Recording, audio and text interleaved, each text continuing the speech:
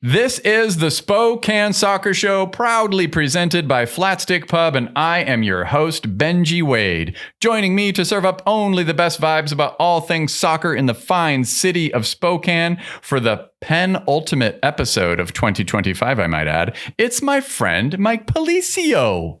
Hi. Hi, Mike. Hello there. You know what? Normally I like to say on today's show, blah, blah, blah, but we don't have any time for small talk. There's way too much on the plate for today. I didn't plan it this way. In fact, I wanted to have friend of the podcast, Mike Duke, who coaches the boys team at Rogers High School. Do you know Mike? And the girls, yeah. And he does bearded trivia. Yeah. He coaches both teams. Yep. Oh my God. Mike is going to come on the podcast for the last episode of the year. I haven't even told you this. Surprise. And we're going to chat it up. I've been threatening to have him on the podcast for a long time, but that is all I'm going to say. In the upfront part of this podcast, the housekeeping, the admin, you look scared. How are we going to have that many mics on the podcast? I don't know. I'll just sit that one out. That's cool. Yeah, totally. Yeah. Mike Duke is awesome. So I support this 100%. Getting caught between two mics, like between two ferns, I don't love it. But I'm going to do it, except I'm not. There's no way I would ever sit there. I will stay in my seat. Let's get to some news updates. God, there's so much to get to on this episode. Listener, viewer, you ready to get cracking? Dude, I'm going to do this. What are you doing? ASMR for the audience. Hang on. This is an energy drink. And I discovered the power of this thing yesterday because it's kind of a low key one. I can't stand the Red Bulls and the Monsters and the whatevers that like feels like you're pouring battery acid on your tongue. Dude, I will literally walk away from one of those cans of those monstrosity thingies and have like sores in my mouth because they're so acidic and disgusting. This thing, though, it's called a bubbler. BUBBLR. Oh, man. 70 milligrams of caffeine. I got to stop talking. It's official. There are 18 teams in USL League One next year, Mike Policio. Did you know that? Did you catch this news? I did. When? You did not. You're not on Instagram. You told me before you walked in here that you're not on Instagram now, so there's no way that you actually knew this news. Guys, delete your Instagram for 2 weeks like I did. I strongly recommend it. You've mentioned that in the past before, or Facebook, or no, you purged Facebook entirely. Facebook's gone. I recommend that too. Smart. Last April, no Instagram, and it was great. Interesting. Yeah. Wait, so how did you know that there were official? I'm talking officially. There was the possibility of 20 teams. There's a possibility of 21, 22.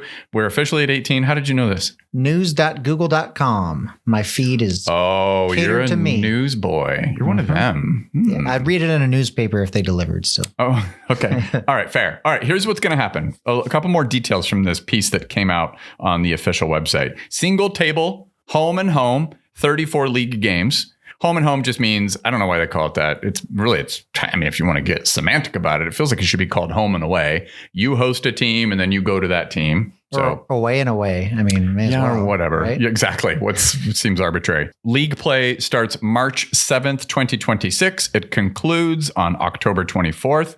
There will be 8 teams in the playoffs again. So 34 league games. I think that's a record. Do you know this? Did you catch that part of it? I read that part, and I read that it was. They did say that, right? They did. Okay. Yeah, single table. Okay. 5 new teams. It's official. Here's the list. Athletic Club Boise, aka AC Boise. That will be our rival. We're going to call that a derby. You're going to hear that term a lot. Derby just means it's a team that plays, usually it's in the same city, but same proximity.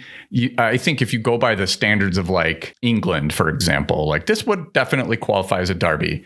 It's Boise, Idaho. It's Eastern Washington, Spokane. That's a derby. We will not have, I'm going to jump ahead for a moment. I think it's been rumored, and this had been percolating for a while, but it's been made official that there will not be a Eugene, Oregon team, aka Sporting Cascades FC. They are battening down the proverbial hatches so that they can have their shit together for next year, which I think is really smart.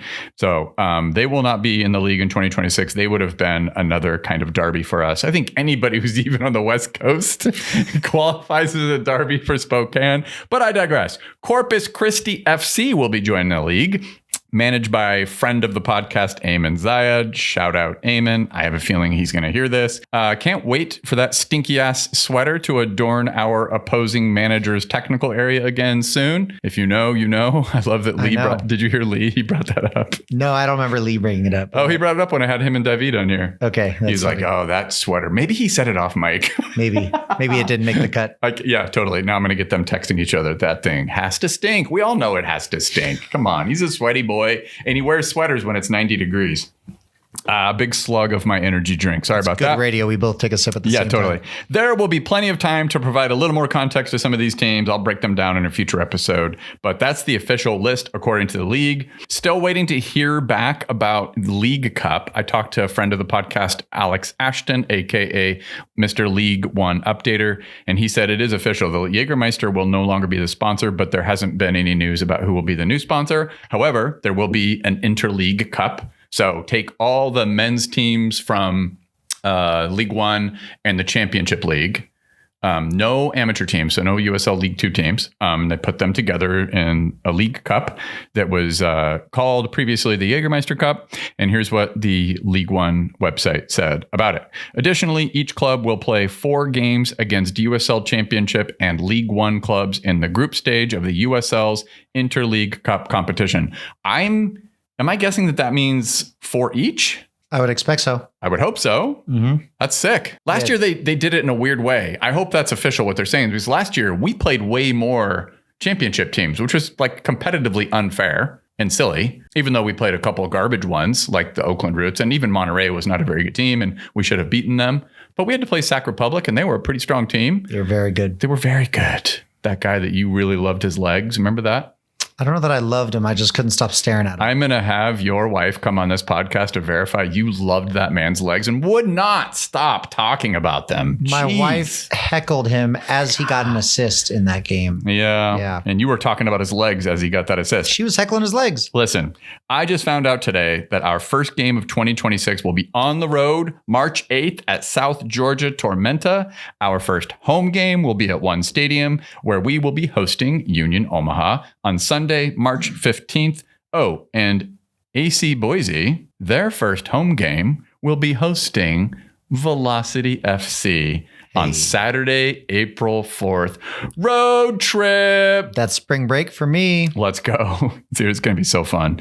I think this is all very clever from the league, so shout out to them. They do some things the right way at times, and we got to give them credit when they do. But you know what I'm going to do right now, Mike? I'm going to segue into a topic of things going sort of clumsily for the USL, and it's this topic of collective bargaining. Let's do it. We have to do it. It's a bit topic du jour with the USL right now, and here's why. And I'm going to talk about this topic kind of briefly, and I want to do so for a very specific reason that will make sense in the latter half of this podcast. But Jeff Carlisle of ESPN wrote a story about minimum salaries for the upcoming Division I league that's coming. I don't have time to get into this, but there will be promotion and relegation, a proprietary version of that within the USL. Google it, go read an article. It's pretty straightforward. It's supposed to start in 2028. The proposed salary structure has leaked, and this is what came out in Jeff Carlisle's story on ESPN. This is me quoting the article.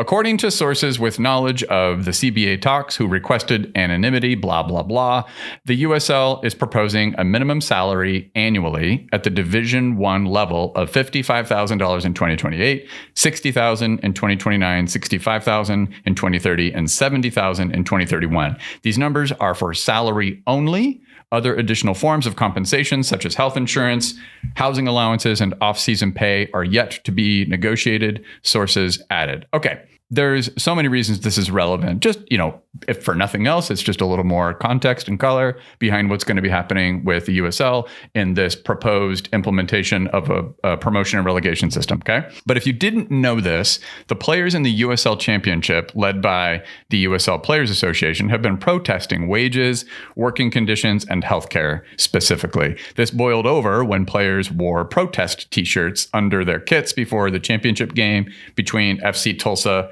and the Pittsburgh Riverhounds. Did you know anything about this? Yeah. Yeah. And that was me. This is back to the article from Jeff Carlisle. As players from the Pittsburgh Riverhounds and FC Tulsa walked out onto the pitch ahead of the USL Championship title game on November 22nd, they all wore t-shirts with the message "Pro Rel?" ? Try pro standards first. Ouch.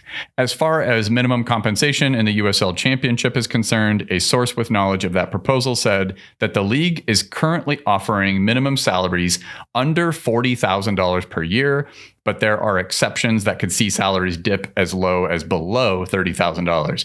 As a point of comparison, the minimum compensation in the MLS for 2027, which is the last year of their current CBA, is $98,000 for reserve players and $126,000 for senior players. These contracts last throughout the year, with players also receiving additional benefits like health insurance on top of their salary.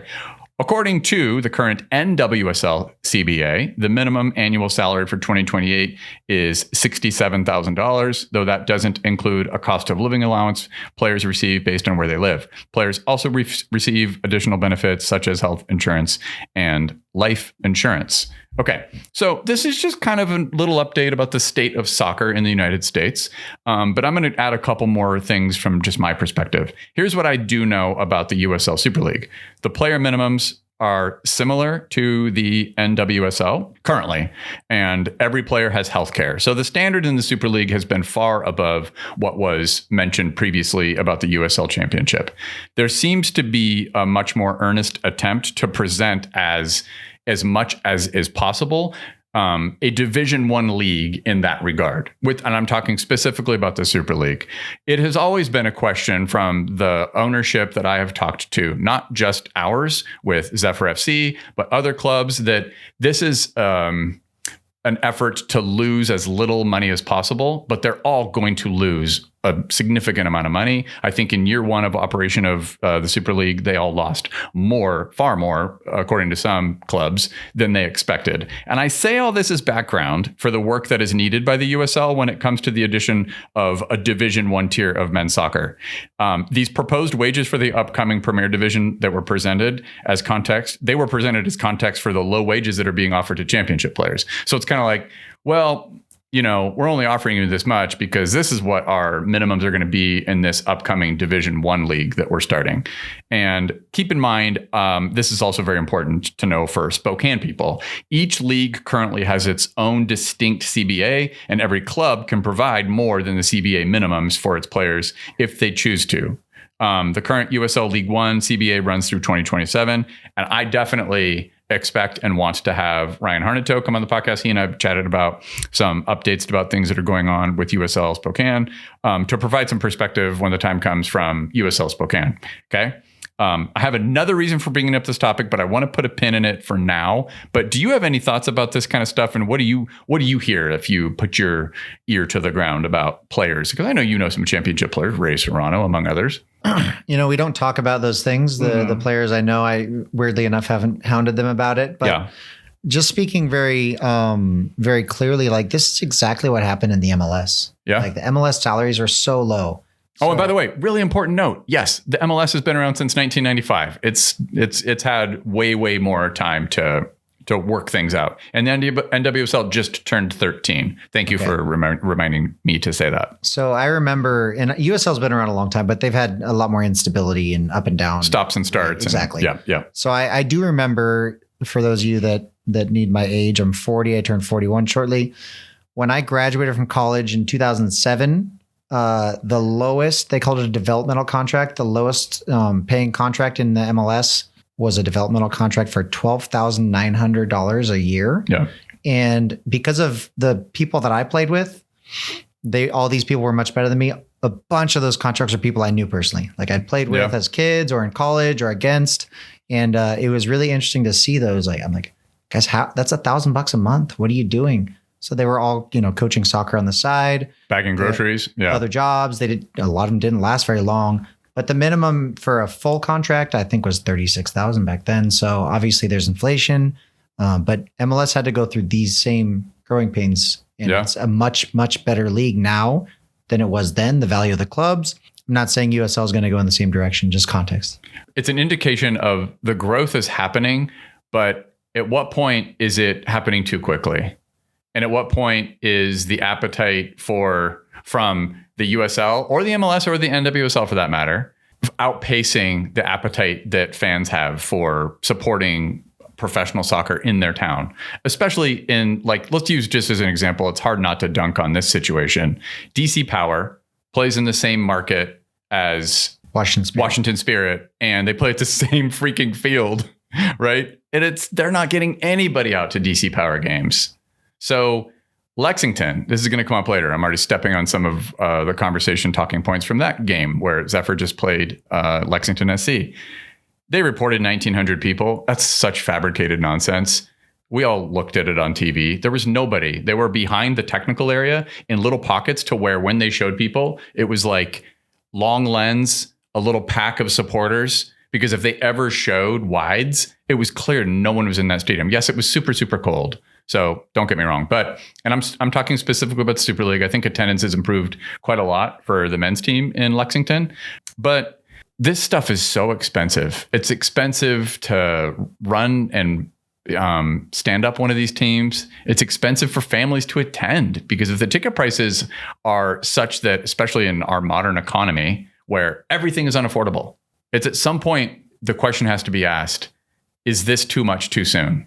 I think that 2024, there was some rose-tinted glasses and the results of what's happening to our economy, and I'm not going to get political right now, but our economy, I don't care where you are at on the political spectrum, is a mess.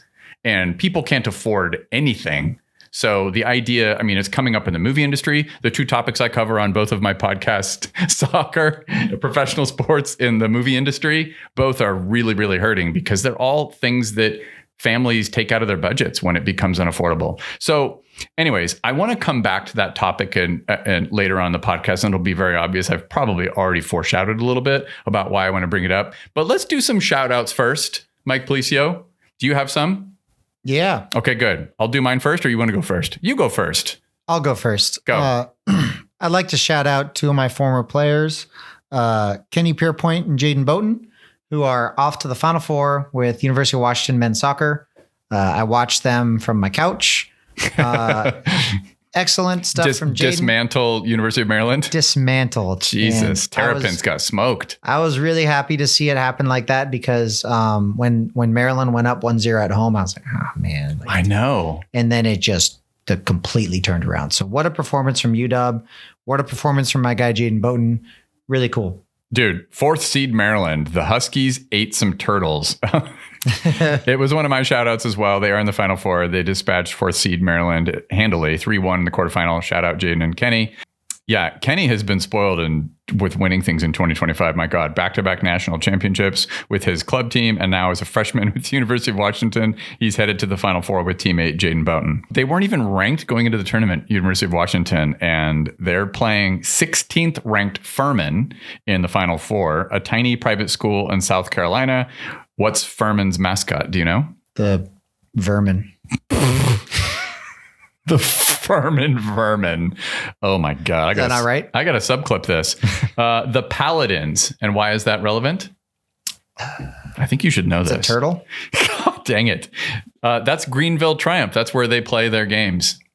Really? Yes. In that stadium, in their football stadium. You know what? I actually did know that because I saw those lines and I was like, where the hell are they? Yep. But I didn't know. That's where Greenville Triumph play. Shout out former guest on the podcast and Gonzaga Bulldog badass Gianna Riley.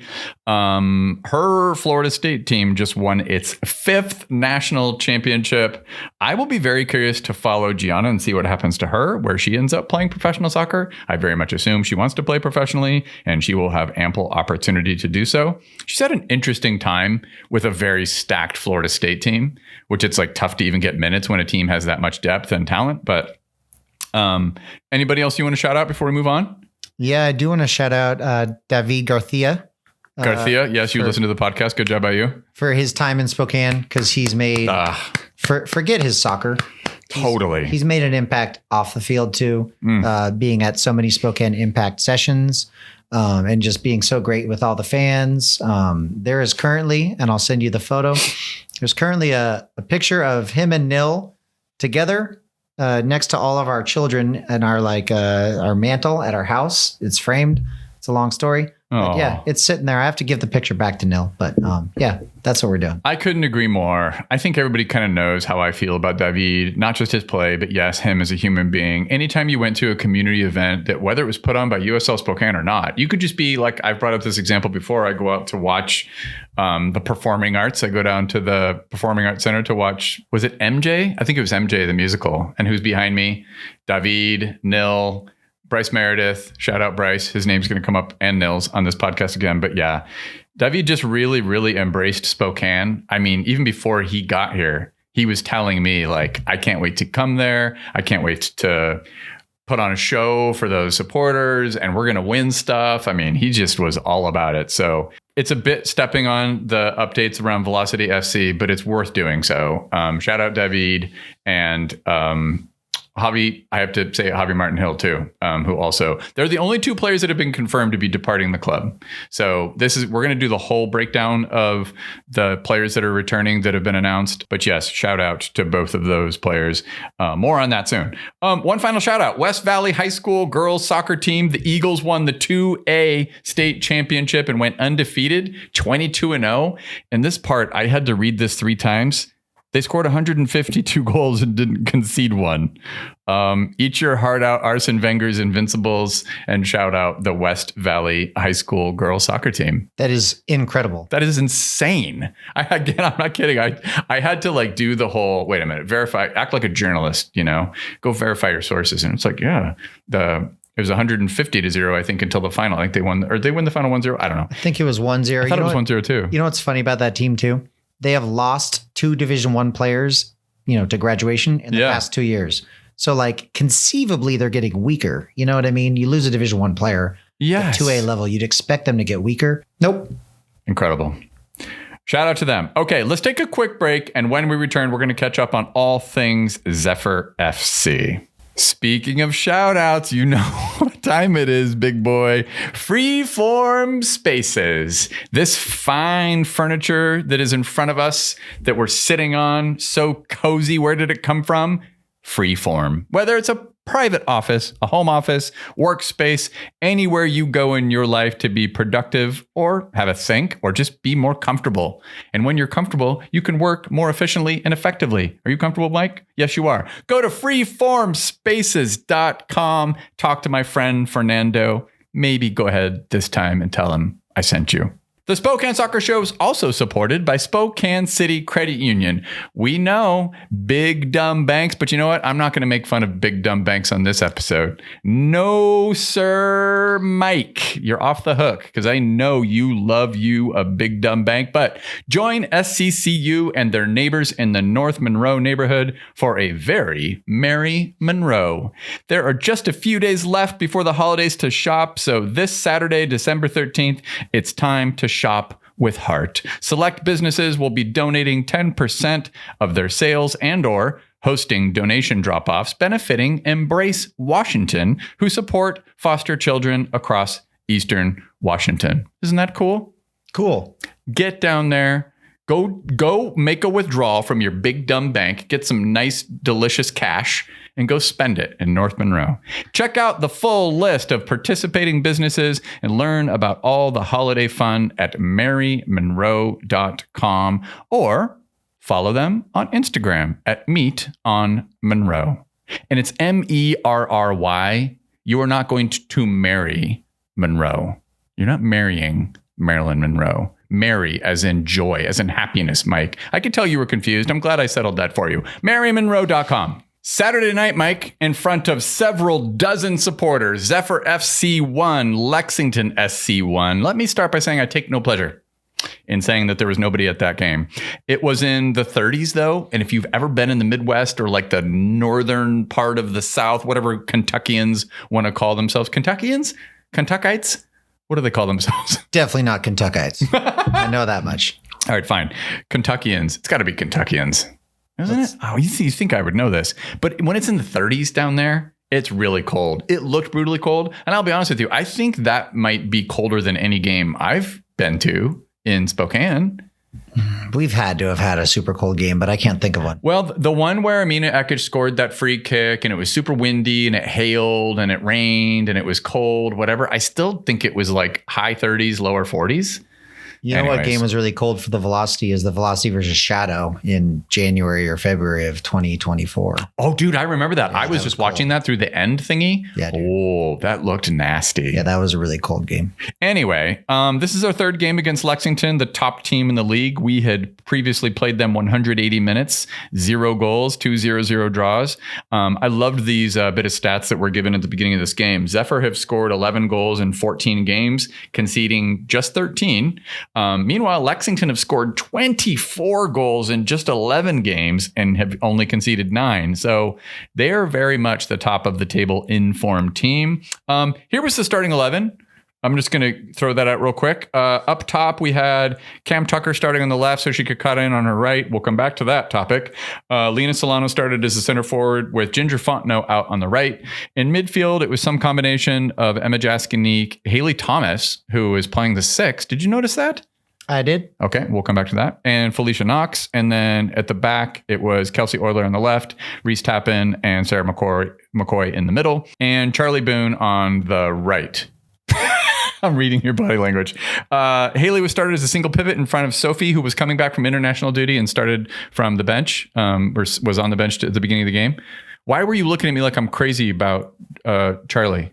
I think Charlie was playing more like a double pivot with Haley. I kind of thought that too. So like her heat map did suggest that. Yeah. Keeping in mind that formations, to quote Pep Guardiola, are just telephone numbers. Yeah. It's about player actions and principles and, decision making. But I interpreted that as a 3-6-1. It was a little 3 at the back-ish. And like, if you call who was on the right? Sarah's on the right. Yeah. Reese flat right in the middle. And then Kelsey on the left. Okay. Which is actually, maybe I should have shouted out all 3 of them because I think all 3 of them were outside of their comfort zones in those 3 positions. And they all did great. Dude. Oh, I'm so glad you're bringing this up because I already want to just get right into a topic I've been thinking about with Kelsey. I don't think Kelsey has the athleticism and speed to play fullback against really dynamic wingers. I say that, and she was impeccable again against one of the best attacking players in the league in Amina Ekic. Yeah. But I feel like Kelsey's game might be transitioning toward she's a center half. So her playing in a back 3, oof, I really like that. Playing in a back 3 is more like being a center half than it is being a fullback. No, that's what I'm saying. That's why I like this. Yeah. Interesting. Okay. More notes. Haley was playing the single pivot. Never seen her play in midfield. That was interesting. I just want to know your general impressions of this game. This was the 7th in charge for Nicole Lukic. It was our first point since the draw at DC Power on October 19th and our first goal from the run of play since October 12th here at home in that Dallas game. What did you see Zephyr FC offering in this game that was different from others? Other than what we just said, the 3 at the back. Interesting. So like if you take my contention that was a 3-6-1 and you want it to be a little clearer than that, you call it a 3-4-3, call it a 3-2-4-1. I don't care. I'm going with 3-6-1 because you can go from there. But with that, we crowded the midfield out. It was very narrow. And Lexington did not do a very good job of making any decisions that would have given them an opportunity to match us in the middle. So we cut through them like a hot knife through butter, like a whole bunch of times. And that was exciting. Yes. So I think I really like playing through the middle because there's a goal in the middle if you're there still at the end of the field. So like, why wouldn't you go there?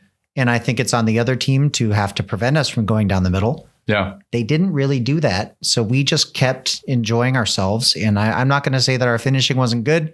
I'm going to say the same thing I said on the last podcast, which is if you're creating chances, you're doing a good job and you can worry about the small sample size of missing a couple of chances here and there later. Yeah. It's like the sum of the parts look really good right now, but I do think it is papering over some cracks of like depth and just, yes, I would say the talent ceiling on this team is not where I think it should be.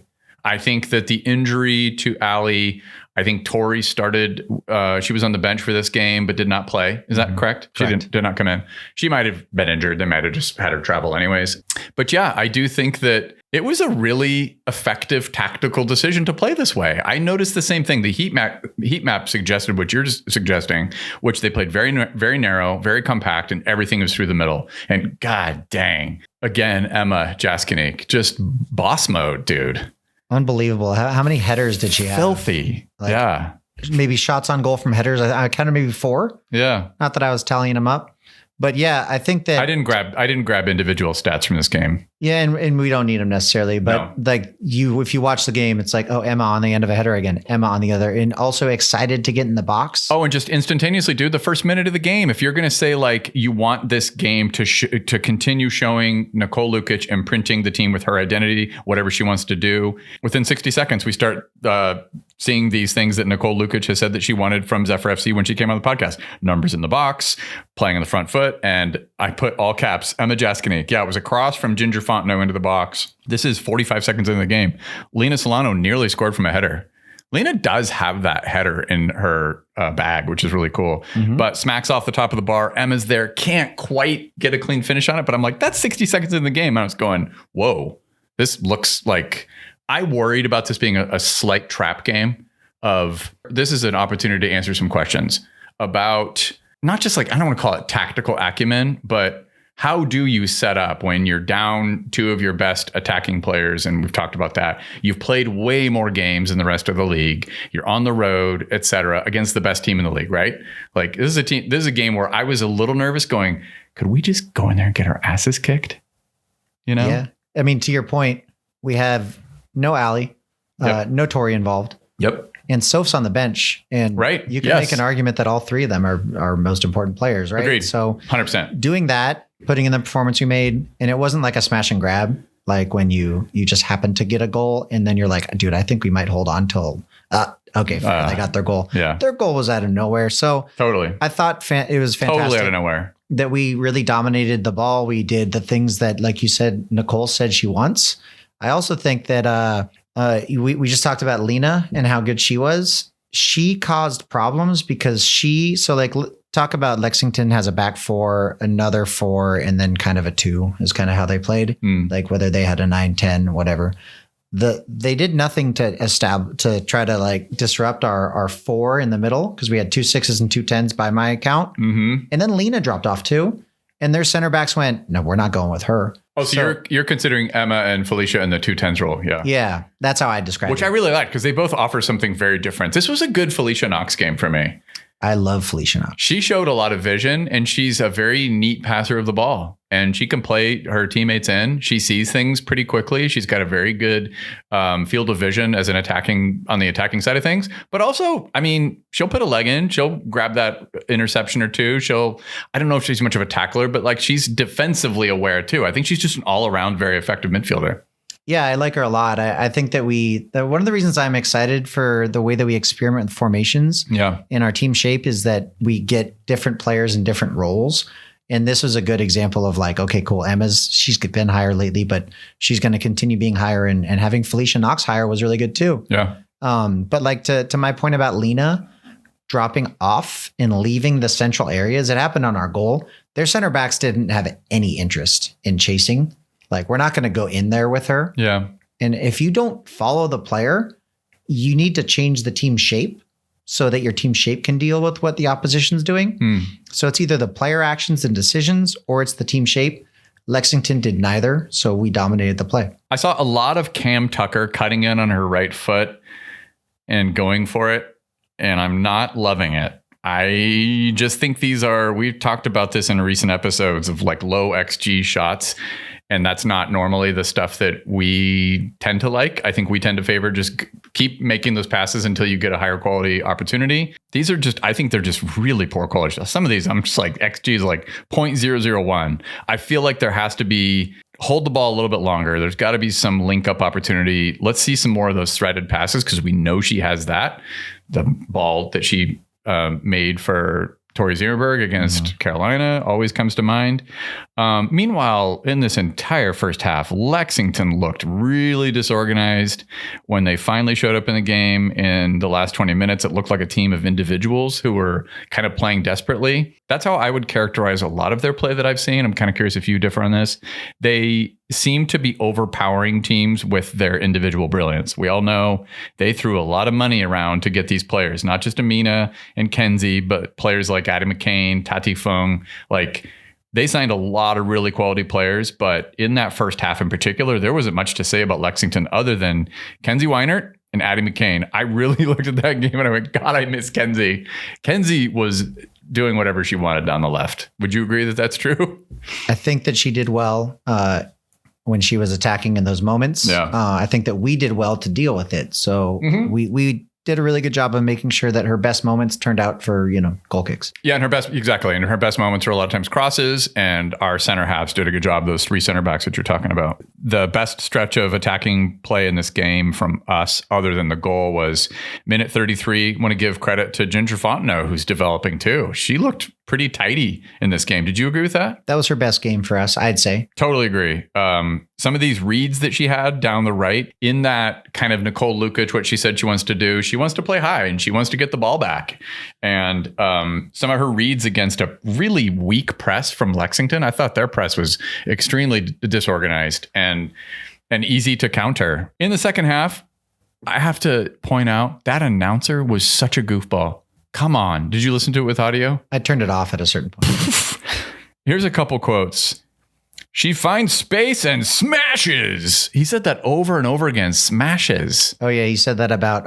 Dude, don't say Ekic. Smash in 2025. You can't say smash. You can't say smash. Everybody knows that. Yeah, Mina Ekic, smash it. No, stop it, dude. Like boom goes the dynamite situation. Oh, yes. Woof. He even said, like, during the first two innings... Oh, I heard line judge and I turned it off. That's what happened. I think he was doing it on purpose, but he made like 5 weird metaphorical baseball things. That's a great toss from Felicia Knox, or that was a nice twirl of the ball from Addie McCain. I'm like, what are you doing, dude? I'm glad I turned it off. God. If he was announcing, you know what? If he was announcing a one Knox game, I'd understand. Anyway, minute 48, there was a great chance, skimmed off the crossbar. Lena wanted that one back. And that all started with pressure from Lena Solano and Felicia Knox, who got the ball back. I mean, that's another part of Lena's game that I really respected in this game. Her press up top was really, really good. But the keeper came off her line, and Lena just, do you remember it? And Oh, yeah, it was brilliant. God dang it. Ah. I know that there's a group of people out there that would say that Lena should have taken 3 more touches and, buried it, but that was fantastic. I mean, it was so close to I have no problem with what she did. Yeah, it was so close. Totally. Because all kinds of things can happen when you take that touch. People forget how quickly professional athletes close down space in a blink of an eye. So you take that touch and it disappears in a heartbeat. All right. Minute 58, I have to tease Amina. She was alone on the left. She could have taken another touch. She could have taken probably 2 more, but instead she had a hit from the corner of the box and it was off by like a few feet, but it was one of those where it's like she went for the worldie. Smash. Yeah, she smashed it. And I was like very grateful. I was like, thank you, Amina. It was on the left side of the box? Yeah, left side of the box. She hit the hell out of that. She hit the hell out of it with her right. I was very glad it went out. With her right foot, too. I think it was her right foot. I think it was her left foot. Was it? Oh, yeah. Okay. Yeah, you're right. Yeah, you're right. She smacked it, though. She hit it hard. And yes. It was not going in the top corner. And I was like, okay, good. Yes, totally. I'm like, you kind of did us a favor because if she takes a touch there, her XG goes from 0.06 or something to probably like 0.5. So I was really grateful. Anyway, let's talk about the goal. Yeah. Starts with a clearance from Hope Heisey. Yep. She plays big. Yep. I believe it's Lena who brings it down. Absolutely, 100% is. Yep. And then knocks it back to one of our midfielders. I started to take notes like I've done in the past on these strings of passes plays, but there were about 10 passes before it makes its way to Cam Tucker out on the left. She cuts it in on her right foot, does not go for one of those low XG shots, and instead she finds Ginger Fontenot on the right. Ginger holds the ball cleverly. Lena Solano does a good job of holding her run to stay on side. More on that in a second. In the half space right in front of her. And then she gives the ball to Lena. Lena crosses back post to Emma. Tell me what happens. So it's actually the same thing I talked about with Lena dropping off of those center backs in the center. You could even see the left-sided center back like refuses to go out there to follow Lena. And she needs to because that's your player. And who's going to contest the cross otherwise? So she doesn't. You could see it. She ends up going and she's like, oh, man, I'm too late. Yeah. But Lena's making that run where you're going from the center out wide and you have the benefit of the assistant referee there. You can look at the AR. Yeah. And wherever the AR is, you just get on the right of him or her. And she, I don't know if she did that or not, but like that's a benefit that you have when you're making that run. That maybe players don't understand or maybe referees don't understand when they're like, I'm going to cheat 2 yards over. And then I'm like, I'm going to kill you because my player made a run expecting. Anyways, so she does get her head up, looks in the box, clips it in, and Emma again just kind of rises up over her player, gets a decent chunk of her head on the ball, and that's enough for it to kind of. Did you notice who her player was? Was it Taylor? No, it was Kenzie Weiner. It was Kenzie? Love it. So I was like, oh man, I knew there was going to be some former teammate violence, and Emma just bullied Kenzie out of the way. Tough luck. I mean, that's a few inches, and Emma's much bigger player than poor Kenzie. No one's outworking Emma. No, it hasn't happened in 2 years. She bullied poor Kenzie. Looping header, keep her off her line, 1-0. Emma is very animated in her celebration, I will just say. First goal in 339 minutes. Maybe that's why she was so animated. First goal from the run of play, as I mentioned before, since October 12th here at home against Dallas. I did kind of wonder if Solano stayed on side, but I looked at it again. You know who it was I think kept her on? It was Alyssa Bourgeois. Another one of our players. Who was really small compared to the center half. I don't know which center half it was, but she was standing behind a center half. And I was like, oh, that's who kept her on. There was another player, because I was counting all the players. I was like, wait a minute. I think Lena might have been off. They were protesting that she was off, but I think it was Alyssa that kept her on. So do you think that we sent some players over there? Yeah. Just so that they could give up goals to us? 100%. Okay. Yeah, it's really working. Yeah. It only took 339 minutes since our last goal. All right. After the goal, I was really going to pay a lot of attention to what was going to happen and how we responded, tactically or otherwise. I had some questions for you that I want to come around to, but I did want to shout out Kenzie, minute 65. She nutmegged Ginger Fontenot, and it was filthy. But good defending from her teammate. I can't remember who came over to help her recover the ball, but went out for a corner. No harm done, but it was nasty. Minute 66, substitutions. Lena Solano was off for Thais Hayes. Sophie Braun came in for Kelsey Euler. And Mike, what did you make of that substitution? It looked like a like-for-like replacement of Lena Solano with Thais Hayes. And Sophie came in at the 6. Haley Thomas went to play left back. That's correct. Yeah. Yeah. What did you think of this? Thais wasn't exactly as effective as Lena with her running into channels and stuff. Obviously, Thais is coming off a 14-month injury layoff. Totally. So maybe we wouldn't expect her to be quite as mobile. But I think that probably was a little bit more difficult for us once we lost that mobility. So I think that might have harmed our ability to kind of get in behind and create some problems from there. Yeah. Something about the shape of the team made me think, well, first of all, yes, if we had kept, it was 4 minutes after we scored the goal. So there's a possibility we could have killed off the game and just burned the minutes with the players that started the game. You know, certain managers will do that. You just never know. Could have also gone the other direction. The one thing that I can say happened from that goal is it did seem to wake up Lexington. They brought in Amber Nguyen at minute 75 to replace Kenzie Weinert. Arissa Mark came in for Felicia Knox at minute 78. Desiano came in for Ginger Fontenot. Minute 79, I just noted that there was already an issue with marking Nguyen. And I was like, oh, let's keep an eye on this. She's getting in acres of space by herself out on the left. And I just don't know what the assignment was supposed to be. And it was a change to the back line to bring in Sophie and have Haley go play left back. So that back three was no longer a back three. Is that correct from what you noted? I think it was still a back three. I couldn't say specifically. Like I'm confident that we were playing a 3-6. Well, Haley stayed in the game. So it wasn't, and Sophie came in and played the 6. Kelsey came off. Okay. And then Haley went back. Oh, I see. So Haley slid back. So they just shifted to have maybe Reese play the right center half. No, Reese stayed in the middle. Kelsey came off. They dropped Haley to that left back role. Yeah. And we kept our 3. Oh, I see. Because we still had Sarah on the right. Soph came in to play her natural 6 role. Got it. Double 6. So you think they kept a 3? That's what I think. I wasn't exactly taking notes. No, you're probably right. I think that's what happened. And the tough part about playing in a 3 against a team with a center forward and 2 wingers, and they had, I don't know how it was hard to say because their 2 center forwards weren't really working together, but I think one was a 10, one was a 9. So it's a 4-2-3-1 maybe is how I would call it. The tough part when you have a 3 defensively is that when they push all 3 up, you're either 1-for-1 or you have to make an adjustment. I think our adjustments were that we would have one of our 6s slide into the back line to make a 4, which is a good adjustment. Same way that I'd said their center backs weren't adjusting things when Lena would drop off. We were willing to make those adjustments. Another way to do that would be to drop one of your wide players. That's a lot of running for Ginger, right? So the Nguyen player did cause us problems. And, the natural progression of who would pick that player up is the right-sided center back, Sarah, with assistance from one of our sixes who might end up dropping in when they are actually 3 for 3. Two controversial moments.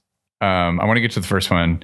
Did you pay attention to what happened in minute 80? No one knows what would have happened because it was outside the box, but I thought Desiano was clearly fouled. Do you remember this moment? On the right side? Yes. Yeah, I thought that was a foul and too. she got around the player. She islanded the kid, or she nutmegged her, and the kid like grabbed her. She chicken winged her. Foul. It was a total foul. Easy foul. Let's talk about the penalty. So I still don't entirely see what happened that made this. I don't know how anybody called this a comfortable penalty, unless one thing. It is definitely not the feet. I will say that. I watched it 1,000 times because I'm a loser. Whose feet? Nobody's feet. Because if it was feet, it was outside the box. The touch that between their 2 feet looked like 2 players' feet running together was outside the box. However, I do think Desiano had her left, could have, maybe did put her left hand on the back of Nguyen to push her down. It can't be the feet, because if it's the feet, it was outside the box, which it could still be a penalty. It could still be a foul, but it wouldn't be a penalty. Disclaimer here in that Benji is extremely biased, folks. Yes. Keep that in mind. Yes. I think it was. Yeah. What did you think? What did you see? You were like, oh, it was totally a penalty, which a lot of my Lexington supporting friends think I'm a loser for saying that I thought it was a questionable call. The issue for me is that it looked like she clipped Maddie Desiano clipped Nguyen's legs as she was pursuing her so tightly.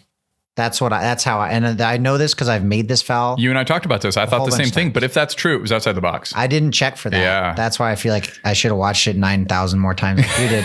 But it looked like it was in the box. No, it looked like she not. pursued her so closely that it clipped her feet, but it was right outside the box where that contact happened, because there's absolutely contact happened between their feet, but it was outside the box by, half a foot. It was outside though. So close. Super close. Now, in one of those, you could also forgive a ref for thinking that it was in the box. But I thought it was both the feet. If you thought if you thought she fouled her outside the box and you thought she put her hand on her inside the box, the one thing that is clear, not many Zephyr players protested it. Yeah, including Maddie, who kind of was just disappointed. I will also tell you though, that is women's soccer to me. Yeah. I've seen Amina last year. I remember being upset that she got totally fouled. I can't remember the name of the defender in Tampa Bay when we went there in that March game. And it was a penalty. Even the announcers were like, oh my God, the ref just totally missed a clear penalty. Amina just got up and ran quietly. Even like Maddie in the 80th minute when she islanded that player and got clearly. That's what I'm saying. She just got up to women players just don't behave like men. I think this is a wonderful thing, but also there's times where it's like, you got to stick up for yourself. So I'm not sure if her other teammates thought, or they were just disappointed and feeling like, damn it, we were so close to getting a win here. Now we're 2 minutes away from the final whistle. Anyway. Yeah. Final takeaways from this game. Overall, I thought it was a really impressive performance where the team in 6th place, who can't quite find the points that they deserve from a pretty nice turn in form in recent games, made the top team in the league look pretty ordinary to me. Extremely ordinary. Yeah. And I think that was the most encouraging game that I've seen in Nicole's tenure. Yeah. Because one, we made the best team, the top team in the league look really ordinary. And two, while our principles of play are consistent and our style of play is starting to emerge, we're able to come out in different team shapes and make teams just have some instability that is not very fun to play against. Like, they're here in a 3. Like, is there 2 holding mids? Is there 2 10s? What are we going to do about it? Nothing. Like that. Like, obviously that's working because the team did nothing to try to counter it. I think if I'm a supporter, which I am, or if I'm a member of that team, I have a great deal of confidence in how Nicole Lukic set that team up to play that day. And for the players, I think they should all be proud of themselves for how they played too, because they played really, really well. I second that. I've coached against, actually, shout out to my friend over on the West Side, Pedro Milan. Every time I coached against him, he would make some sort of adjustment in a game, and it would be like, that's really annoying. I got a fix for this. Yeah. No, it'd be, he would work, and then I go, I got a fix for it. By the time I'd implemented the fix, he'd do something else. He's done this to me like 10 times. I love that. Yeah. That's what it's all about. Pedro. Shout out Pedro. After the game, we have to talk about something. There was a reason I wanted to talk about the collective bargaining topic, and now I'm coming back to it. Something really curious just transpired on Tuesday, a few days after the draw between Zephyr and Lexington. It was announced by Lexington SC that women's team manager Masaki Hemi is leaving the club to join the Lexington SC men's team as their new head coach. My immediate response to this was, Lexington SC are saying quietly what some people say loudly, and I don't agree with these people, but that the USL Super League is not respected as a Division 1 league. By taking their league-leading first division women's team manager and shifting him to their second division men's team, a team that finished in the bottom half of the table, I might add, how can this not be interpreted as disrespecting the Super League? By the way, 2 games left before they go into the break. Not even getting to the winter break to talk to the players, let them know whatever your rationale is as a manager. Who Masaki Hemi was the interim head coach of Chicago Red Stars before taking this job. I do not think he was going to get the full-time position in Chicago. Before that was coaching men's soccer. What are your thoughts about this? I mean, my thoughts are maybe he would prefer to coach men. Yeah. Simple as that. And also, if you're a male, I'm a male who coaches females from time to time. You kind of want to see a clear pathway for you, and a lot of the best teams, or all teams professionally, are looking for female coaches. So while he may see that he already has a job, he may see his future as being on the men's side. That'd be my guess. Lexington SC are top of the USL Super League table. 11 games unbeaten. There's videos of Masaki Hemi breakdancing in their plush locker room with players after the games. Vibes for days. Only 2 games left in the schedule before the winter break. It is worth pointing out, in fairness to Hemi's assistant, Kosuke Kimura. Do you know Kimura? Played in the very experienced player, almost made 200 appearances as a defender for a range of MLS teams. He's only been an assistant with one other team, and it was MLS team Nashville SC for 2 years before joining Hemi as the assistant in Lexington. So yeah, does Kimura also prefer to coach men's soccer is a question I'd be asking right now. I understand where you're coming from, but if I'm a player on that team, if I was told Masaki Hemi is going to be the coach, and maybe that was one of the reasons I decided to come there, I'd be pretty frustrated. I'd feel betrayed right now. First division women's soccer, you treat as, in your managerial career, as below the second tier men's soccer in the United States. That's how I would be interpreting that. And then I can't help but wonder what these players must be thinking too. Like, your manager's leaving to join the much worse men's team in a lower tier league when you're top of the table on an 11 game unbeaten streak. That's a very difficult scenario to be in general. Like, navigating that with your players, leaving mid-season. Yeah. Sometimes you do have to leave mid-season as a coach, and it's not I've done it a few times. It's not very fun. Yeah. It's very difficult to navigate that. So I hope that was navigated well internally. Who knows? But, we're just guessing. Getting a manager, man or woman, who is committed to coaching women's soccer and isn't going, oh, I think men's soccer is superior, or that's where I would rather be, so that the first time I get an opportunity to go coach a men's team, I'm going to do that. I think of Chris Watkins, the former manager of Gonzaga, who left Gonzaga to go to manage the Boston College women's team. But he was quite clear. He's like, I've been at that point, he had been managing women's soccer teams for 9 years or something like that. And he's like, I prefer it. I prefer to coach women's soccer for lots of reasons. You can go back and listen to that podcast, but he preferred it. And he wasn't looking to just go get another opportunity coaching men's soccer. He also coached men at BYU with when they had their men's club team in the USL 2. It wasn't USL 2 at the time. Yep. But that's a high level team. Yeah. So he was coaching a high level men's team as well. So he legitimately did look at both. Yeah. And then say, this is where I'd like to go. Here's what a couple supporters had to say about it. John Hunt, friend of the podcast, part of the supporters groups down there in Lexington. Good news is we know what Mac is capable of with a roster full of stars. And I think Mac is a fantastic coach who I believe can lead the men's team. The bad news is that this gives the impression that the women's team is second fiddle to men when they should be viewed as equals. Cindy says, what a slap in the face to the women's team. They are some of the best players in their league and have been in first place the entire season. The club decides to take their coach away from them in the middle of their season and give him to the men's team that is not half as successful. This is very disappointing. Just when I thought the club was actually promoting women and sports, That seems wrong to take the new head coach away from the women's team in the middle of their season. Way to kill the morale. Did you sign the new players with the promise that Hemi was their coach? Do you think it sends a message that our club thinks men are more important than women? The women that are amazing players and are in first place in their league? As a female athlete, I find it very disappointing. Can't really add much to that. Finally, Michelle says, why take the women's coach and send him to the men's team in the middle of their winning season? Is the club saying clearly that the men matter more? I don't know. I wish them the best of luck, but I personally, just from my perspective, think this is bad for the league. It's a bad look for the league that this would happen. For the Super League. For the Super League. They're trying to set this up as being respected as a first division women's league. And their manager, who they hire, who's on the best team in the league and has all this success, just like with 2 games left. Just out of curiosity, would it look better if he left for a men's team in a different market, different organization? I think it would look bad, period. Okay. First of all, yes. To leave the best team, the team that's on an 11-game unbeaten streak, to spend all this money and all these star players, because it kind of looks like this is a fantastic opportunity that's had success.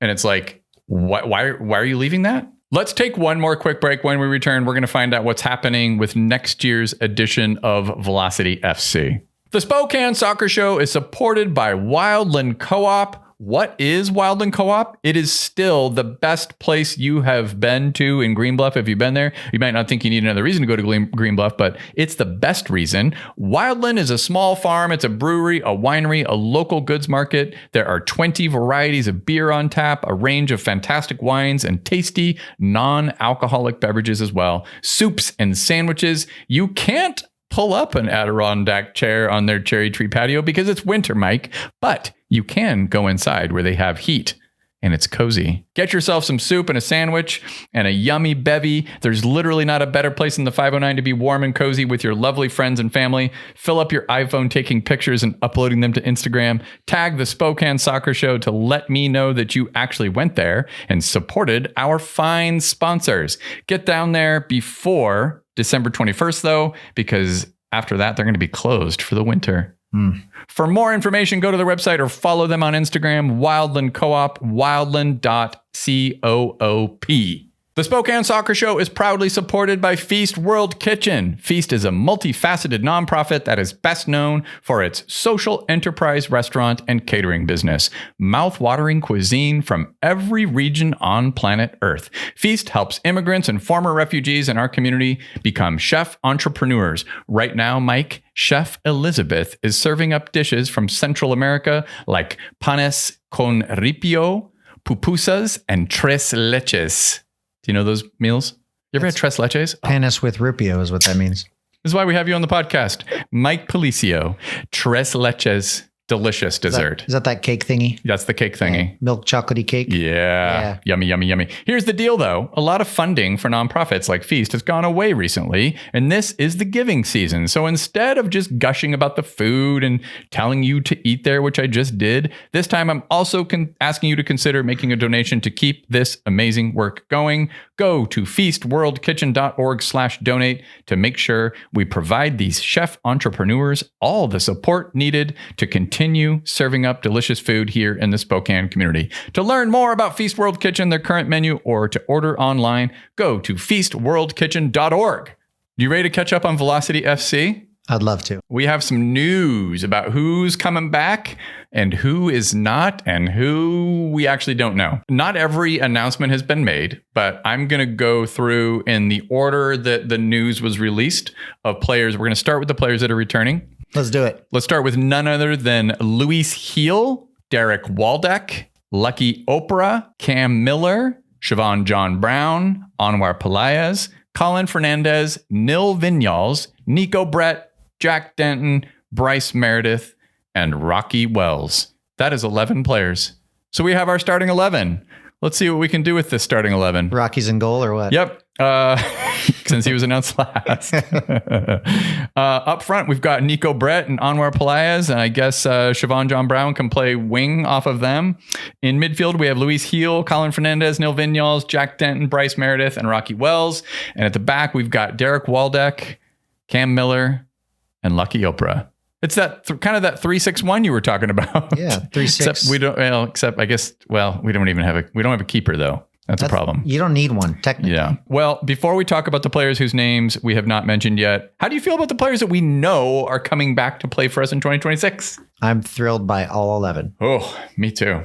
That is a really strong core group of players to bring back. Yeah, you know who I'm actually really excited to see back is Bryce after how he Totally played in agree. the playoffs. Yep. You know, I did chat with him privately one day, and he was just talking about getting his first contract, and you know, they were like, you know, big boy, left foot, you know, maybe it goes from 6 to center back. No, don't change positions. Just do what you do really well. Be yourself. And here he is back for another year. He's like our Marwan Fellaini. He's a tall drink of water and he's doing a good job. I don't want to compare him to Marwan Fellaini because he was heckled relentlessly by Manchester United fans and myself. All right. Everton era Marwan Fellaini. Fair enough. We'll take that. Yeah. I think Bryce's game developed quite a bit and he became a very confident and comfortable player playing out of that 6 role. So very, very grateful to have him back. You can never have too much midfield depth in USL League One. So for sure departing, we talked about David and a little bit Javi. I do want to give a little bit more flowers to Javi. I love his game. I think if I had to guess what's going to happen with his career is he wants to go somewhere. You know, he's currently playing behind one of the best technical fullbacks in the league in Lucky Oprah. I knew the moment we signed Lucky that was going to be tough.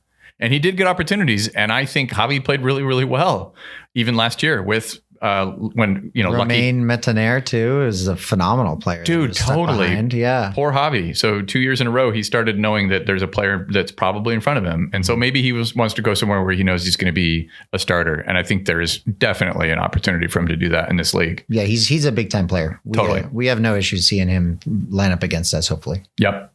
Uncertainty, but I think departing. This is a small list. Marky Hernandez, I think may have left, but I don't know. Jalen Chrysler, I thought I heard last year that he may want to retire, that he was going to play one more year. But again, this is not reporting. This is just me speculating because I don't ask players these things. I stay completely out of this. And Masango Okale, I think, left the market. I do not know. I felt like last year Masango fell out of favor for whatever reason. And wasn't getting as many opportunities.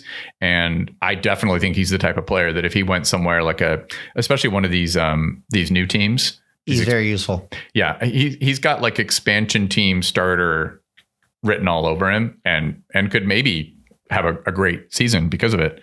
Uncertain, but not confident they're coming back. And this one hurts. Andre Lewis, Pierre Reedy, Carlos Marancio. Those are pillars of the first 2 years of Velocity FC. Goes without saying when you say Andre Lewis, Pierre Reedy, and Carlos Marancio in the same sentence. But there's been no news.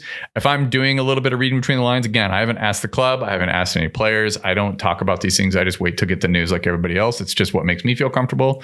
But just going by the optics of the, you know, when I did that list and it started with Luis Heel, our talisman, our captain, and it ended with Rocky Wells, our academy contract player.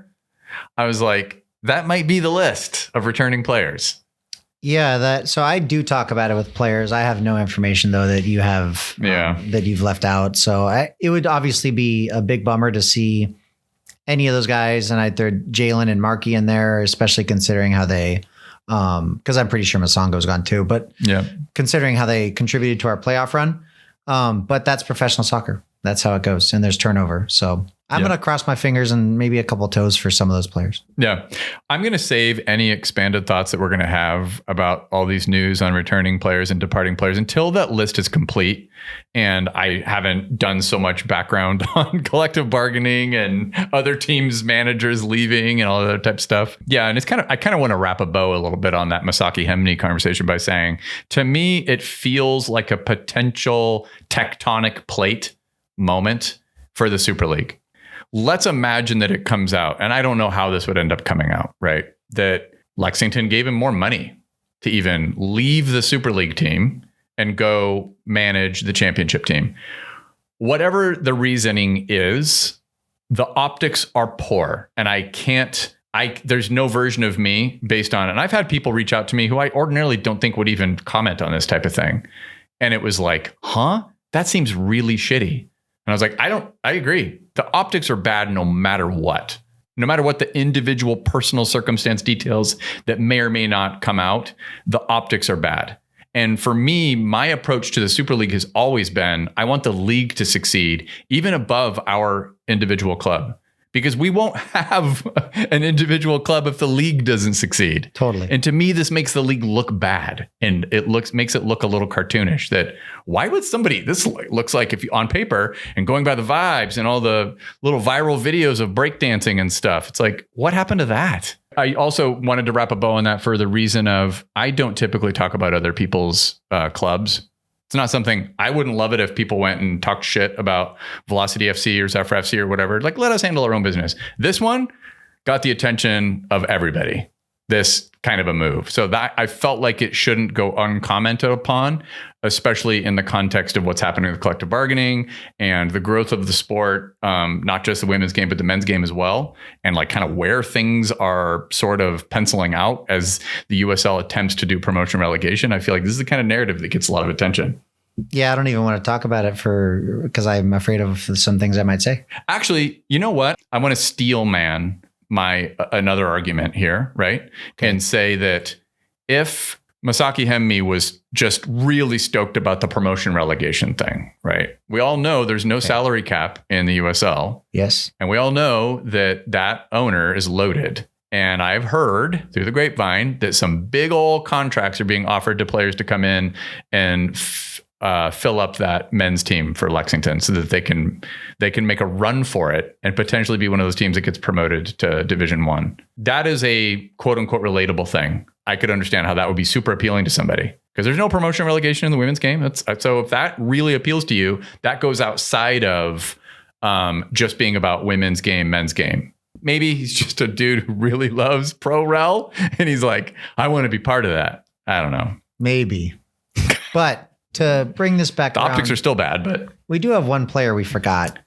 Ish Jome. Oh God, dude. Thank you. I forgot about the retirement of Ish. The best dressed guy in Spokane. By far. Dude, yeah. Thank you. He's like the Jeremy Grant. If you know the Portland Trailblazers, one of the best dressed players in the NBA. Ish is like our Jeremy Grant. Ish, you stud. Thank you for everything you gave to the city of Spokane. I think a player who I started off feeling skeptical about to, by the time he got an Achilles injury, I was like, dude, we really miss him. We could have used the depth of having Ish on our squad. So, but shout out to Ish. He had a very good career. Yeah. Yeah. That's going to do it for this episode of the Spokane Soccer Show, unless you have anything else you want to add, Mike. Nope. On the next show, we are going to be talking about the final game of the 2025 part of the calendar for Zephyr FC as they travel to Fort Lauderdale on Saturday, December 20th. We will also talk about the rest of the news as decisions are made for the 2026 Velocity FC roster. And finally, Mike doesn't even know what I'm about to say. We are going to announce the 2025 Spokane Soccer Show Player of the Year. Start taking your notes now, Mike, because we will have to discuss this before we come record the podcast. And please take a moment to go to Spotify or Apple or YouTube. Hit the subscribe button. Hit the follow button. Guess what? It's fun. And it's free. You should also follow the show on Instagram and be sure to rate and review. That helps a lot more than you realize. Until next time, thank you all for listening. Thank you, Mike. Thank you, Benji.